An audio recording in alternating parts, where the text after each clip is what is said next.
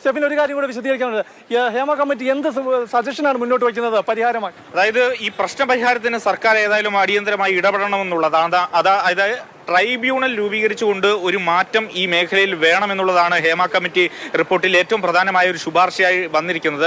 അതിൽ ഇനി സർക്കാർ ഏത് തരത്തിൽ ഇടപെടും എന്നുള്ളതാണ് നമ്മൾ ഏറെ ഉറ്റുനോക്കുന്നത്. കാരണം നമുക്കറിയാം, ഏതാണ്ട് 4 വർഷത്തോളം ഈ റിപ്പോർട്ട് ഇത്രയധികം ഗുരുതരമായ ആരോപണങ്ങൾ, മൊഴികൾ, ഇത്രയധികം പ്രശ്നങ്ങൾ ഈ സിനിമാ മേഖലയിൽ ഉണ്ട് എന്നുള്ളത് വ്യക്തമാക്കുന്ന ഈ റിപ്പോർട്ട് 4 വർഷത്തിലേറെയായി സർക്കാർ 4 വർഷം എന്തുകൊണ്ട് ഈ റിപ്പോർട്ട് പുറത്തേക്ക് വന്നില്ല? ഇനി അതിൽ അത്ഭുതങ്ങളൊന്നുമില്ല. അതിനുള്ള ഉത്തരം ഈ റിപ്പോർട്ടിൽ കൃത്യമായി തന്നെ രേഖപ്പെടുത്തിയിട്ടുണ്ട്. അത്രയധികം കണ്ണീർ കഥകൾ, അത്രയധികം ചൂഷണത്തിന്റെ കഥകൾ മാത്രം ആണ് പറയാനുള്ളത്. അനന്തൻ നോക്കൂ, ആ സ്വകാര്യത മാനിച്ചുകൊണ്ട് എടുത്തു മാറ്റിയ ആ പേജുകൾ, ആ വിവരങ്ങൾ കൂടി പുറത്തു വന്നിരുന്നെങ്കിൽ എത്ര കേസ് എടുക്കേണ്ടി വന്നേനെ അനന്തൻ? തീർച്ചയായിട്ടും ഒരു സ്ഫോടനാത്മകമായ റിപ്പോർട്ട് തന്നെയാണ് ഹേമ കമ്മിറ്റി റിപ്പോർട്ട്. അതിലെ ഇപ്പോൾ പുറത്തു വന്നത് തന്നെ വലിയ ചർച്ചകൾക്ക് വഴിവെക്കുന്നതാണ്. മാത്രമല്ല, ഗുരുതരമായ സ്ഥിതിവിശേഷത്തിലൂടെയാണ് മലയാള സിനിമ കടന്നു പോകുന്നത് എന്ന് അടിവരയിട്ട് പറയുന്ന ഒരു റിപ്പോർട്ടിൻ്റെ ഭാഗമാണ് ഇപ്പോൾ പുറത്തു വന്നിരിക്കുന്നത്. ആര്യ സൂചിപ്പിച്ചതുപോലെ തന്നെ ഈ മൊഴികളിൽ ഇങ്ങനൊരു റിപ്പോർട്ട് തയ്യാറാക്കണമെങ്കിൽ, അതായത് കാസ്റ്റിംഗ് കൗച്ചുണ്ട്, സ്ത്രീകൾക്ക് മുൻപിൽ സെക്ഷൽ ഫേവറിനുള്ള ഡിമാൻഡുകൾ വെക്കുന്നുണ്ട്, ലൈംഗിക താല്പര്യങ്ങൾക്ക് വഴങ്ങാത്തവർക്ക് മലയാള സിനിമയിൽ ഒരു ചാൻസും ഇല്ല എന്നൊക്കെയുള്ള കൺക്ലൂഷനിലേക്ക് ഒരു കമ്മിറ്റി എത്തണമെങ്കിൽ, ഒരു നീതിന്യായ സംവിധാനം എത്തണമെങ്കിൽ അതിന് പിന്നിൽ ലഭിച്ചിരിക്കുന്ന മൊഴികളിലെ പരാമർശങ്ങൾ എത്രത്തോളം ഗൗരവമാണെന്ന് ആലോചിച്ച് നോക്കൂ. അപ്പോൾ ആ മൊഴികളൊക്കെയാണ് ഇപ്പോൾ സ്വകാര്യതയെ ലംഘിക്കുന്നത് കൊണ്ട് മാറ്റിവെച്ചിരിക്കുന്നത്. അതെല്ലാം കൂടി പുറത്തു വന്നിരുന്നെങ്കിൽ ഒരുപാട് ആൾക്കാരുടെ ഈ വെള്ളി വെളിച്ചത്ത് നിൽക്കുന്ന യഥാർത്ഥ മുഖം പുറത്ത് കാണാൻ കഴിയുമായിരുന്നു.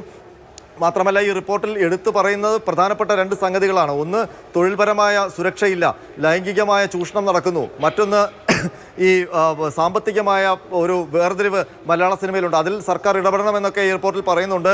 ഈ സാമ്പത്തികമായി വലിയ ബുദ്ധിമുട്ട് അനുഭവിക്കുന്നവർക്ക് ലോൺ വ്യവസ്ഥയിൽ സാമ്പത്തിക സഹായം ചെയ്യാനുള്ള നടപടികൾ സർക്കാർ തന്നെ മുൻകൈ എടുത്തുകൊണ്ട് രംഗത്ത് വരണം എന്നൊക്കെയുള്ള നിർദ്ദേശങ്ങൾ ഇതിലുണ്ട്. പക്ഷേ ഇതിലേറ്റവും ഗൗരവമായ സംഗതി ലൈംഗിക ചൂഷണം തന്നെയാണ്. അതിന് സർക്കാർ എന്ത് പോംവഴി കണ്ടെത്തും? അതിനെ നിയമപരമായിട്ടാണ് സർക്കാരിനെ നേരിടാൻ പോകുന്നത്. അതല്ല, മലയാള സിനിമയിൽ അത്തരം സംവിധാനങ്ങൾ ഉണ്ടാകാതിരിക്കാൻ ഇതിലെ ഏറ്റവും പ്രധാനപ്പെട്ട കാര്യം ഈ സ്ത്രീ സുരക്ഷയുമായി ബന്ധപ്പെട്ട് സെറ്റുകളിൽ ഒരുക്കേണ്ട സംവിധാനത്തെക്കുറിച്ച് പറയുന്നിടത്ത് അവരുടെ ജനലുകളും സ്ത്രീ കലാകാരികൾ താമസിക്കുന്ന സെറ്റുമായി അനുബന്ധിച്ച് താമസിക്കുന്ന റൂമുകളുടെ ജനലുകളും വാതിലുകളും സുരക്ഷിതമാണെന്ന് ഉറപ്പാക്കാനുള്ള ഒരു സംവിധാനം സിനിമയിൽ വേണമെന്നാണ്. അപ്പോൾ ആ വാതിലുകളിലും ജനലുകളിലുമൊക്കെ എന്തുമാത്രം മുട്ടുകളായിരിക്കും ഓരോ കലാകാരിയും ഹൃദയം പിടഞ്ഞ് കേട്ടുകൊണ്ടിരിക്കുക എന്നുള്ള കാര്യം ഓർക്കണം. ഒരു സ്ത്രീയുമായി സംസാരിച്ചത് 10 മണിക്കൂറാണ്. രാവിലെ 10 മണിക്ക് ആരംഭിച്ച് വൈകിട്ട് രാത്രി 9 മണിക്കാണ് ഒരു സ്ത്രീയുമായി ഈ ജസ്റ്റിസ് ഹേമ കമ്മിറ്റി റിപ്പോർട്ട് സംസാരിച്ചത്. അതിൽ കഷ്ടി 1 മണിക്കൂറിൽ താഴെയുള്ള ഒരു ലഞ്ച് ബ്രേക്ക് മാത്രമാണ് എടുത്തെന്ന് പറയുമ്പോൾ എത്രത്തോളം അവർക്ക് ആ വ്യക്തിക്ക്, ആ സ്ത്രീക്ക് പറയാനുണ്ടായിട്ടുണ്ടാകും ഈ കമ്മിറ്റിക്ക് മുന്നിൽ. കാരണം ഒരുപക്ഷെ അവർക്ക് ഇതിനു മുൻപ് പറയണമെന്നുണ്ടായി കാണും, പോലീസിലേക്ക് പോകണമെന്നുണ്ടായി കാണും, പക്ഷെ കഴിയില്ല, അവരുടെ സാഹചര്യം അതായിരുന്നു. അപ്പോൾ അവർക്ക് കിട്ടിയ ഒരു അവസരം, അവർക്ക് എത്രത്തോളം പറയാനുണ്ടാകുമായിരുന്നു? ഒരു 10 മണിക്കൂർ ഒരു സ്ത്രീ ഈ കമ്മിറ്റിക്ക് മുന്നിൽ ഇരുന്ന് സംസാരിച്ചു എന്നെങ്കിൽ തീർച്ചയായിട്ടും ഇതിൻ്റെ പൂർണ്ണ രൂപത്തിലുള്ള ഞാൻ ഓരോന്നും വായിച്ചുകൊണ്ടിരിക്കുകയായിരുന്നു. അതിൽ ഈ കലാകാരികൾ മൊഴി നൽകിയതുമായി ബന്ധപ്പെട്ടൊക്കെ വിശദമായ കാര്യങ്ങളാണ് ഇതിൽ പറയുന്നത്. ആര്യ സൂചിപ്പിച്ചതുപോലെ തന്നെ അതായത് even though the committee was getting reliable information that the female junior artists were having a lot of serious problem and we are taking all efforts to get junior artists for ascertaining their problems, we could not get any one of them for examination by the committee. However, towards the fag end of the proceedings of the committee in December 2019 the government sent a letter. അത് പോട്ടെ, അതായത് cinema മേഖലയിലെ ഒരു വിഭാഗത്തിൻ്റെ, അതായത് പ്രധാനപ്പെട്ട ഡിപ്പാർട്ട്മെൻറ്റുകളിൽ നിൽക്കുന്ന, അതല്ലെങ്കിൽ പ്രധാനപ്പെട്ട കഥാപാത്രങ്ങളെ ചെയ്യുന്ന കലാകാരികളുടെ മാത്രം കാര്യങ്ങളാണ് ഈ കമ്മിറ്റി കേട്ടത്. ജൂനിയർ ആർട്ടിസ്റ്റുകളുടെ കഥകൾ കേൾക്കാനിരിക്കുന്നതേ ഉള്ളൂ. അപ്പോൾ അതിനെപ്പറ്റി പറയുന്നുണ്ട്. പലതരത്തിൽ ഈ കോർഡിനേറ്റർമാരുമായി ജൂനിയർ ആർട്ടിസ്റ്റുകളെ ബന്ധപ്പെടാൻ ശ്രമിച്ചു.